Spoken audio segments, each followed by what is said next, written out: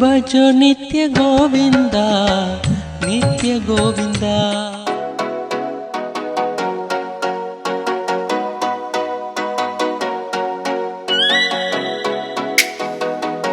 பேர் வேல்முருகன், விருதாச்சலத்துலேருந்து வரேன். ஆக்சுவலாக இந்த பயிற்சி வந்து நான் இன்னும் ஒரு 3 மாசத்துக்கு முன்னாடி வந்திருக்க வேண்டியது.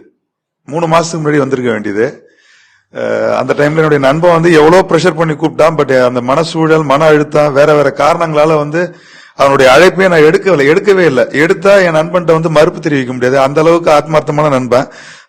2 பேரும் ஒன்னா வேலை செஞ்சதுலேருந்து. ஸோ அதை தவிர்த்துட்டு அந்த ஒரு கில்ட்டி ஃபீல்ல ஒரு 3 மாசம் நான் வந்துட்டு எந்த விதமான பேச்சுவார்த்தையுமே இல்லை. என்னோட அப்பாவோட நான் வந்து திருச்சி நீரோ டாக்டர்கிட்ட காமிக்கிறதுக்காக செக்அப்காக போயிருந்தேன் போன வாரம்.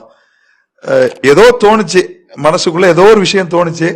ஜஸ்ட்னு சொல்லிட்டு ஒரு சாதாரணமா ஒரு ஷேரிங் மெசேஜ், வாட்ஸ்அப் மெசேஜ் மாதிரி ஷேரிங் பண்ணிருந்தேன் என்னோட குரூப்ல, நண்பர்கள் குரூப்ல. அடுத்த செகண்ட் அவன் லைன்ல வந்துட்டான். எந்த ஈகோவும் பார்க்கல, எதுவுமே பார்க்கல. உடனே வந்து அடுத்த இது வந்து கால் பண்ணிட்டான். உடனே அவன் வந்து எந்த ஈகோவும் பார்க்கல, உடனே கால் பண்ணிட்டான். சொல்லு மச்சி என்னன்னு சொல்லிட்டு. இல்லடா இந்த மாதிரி இருக்கு, நீ ஓகே, நீ எல்லா வேலையும் முடிச்சுட்டு நீ எனக்கு கொஞ்சம் ஃப்ரீ ஆகிட்டு கால் பண்ணு அப்படின்னாப்ல. சரி ஓகேடா அப்படின்னு சொல்லிட்டு மறுநாள் காலைல போன் பண்ணி பேசினேன். பணம் கூட நான் கட்டல மாஸ்டர், நான் 1000 ரூபாய் மட்டும்தான் கட்டினேன். ஏன்னா எனக்கு வந்து அவ்வளோ ஸ்ட்ரெஸ்ல இருந்ததுனால நீ எதுவுமே பேசாத அப்படின்ட்டான். நான் சொல்றேன் இந்த டேட்டு, நீ போ.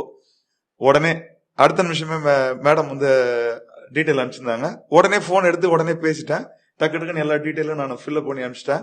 1000 ரூபாய் மட்டும் நான் டக்குன்னு டெபாசிட் பண்ணிட்டேன். திருப்பி கால் பண்ணாங்க. 10,000 ஃபீஸ் இல்லை மேடம், என்கிட்ட இப்போதைக்கு இல்லை, நான் ஃப்ரெண்ட்கிட்ட சொல்லியிருக்கிறேன் அப்படின்னு சொல்ல. மீதி எல்லாம் அவன் தான், அப்புறம் எல்லாமே அவன் தான் டிரான்ஸ்ஃபர் பண்ணா, நான் இது பண்ணிட்டேன்.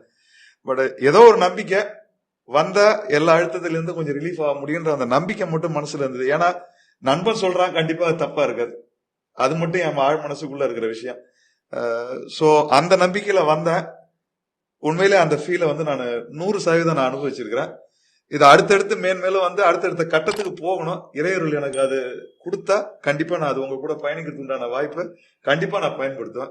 இல்ல வேலை சூழல், வெளிநாட்டுல வேலை செய்யறதுனால அந்த சூழல் ஏதாவது இழுத்து போச்சுன்னா அதனால ஏதாவது தடைபடும் மொழி வரும்போது கண்டிப்பா அந்த சூழலை தக்க வச்சுக்கிறதுக்கு உண்டான இதை வந்து இனிமேல்ட்டு நான் என் நண்பனை நிர்பந்திப்பேன். அந்த மாதிரி உங்க மன ஓட்டத்தில் தான் இப்ப இருக்கிறேன்.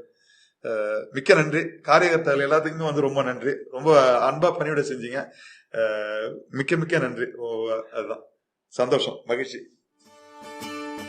என்ன புண்ணியம் செய்தேனோ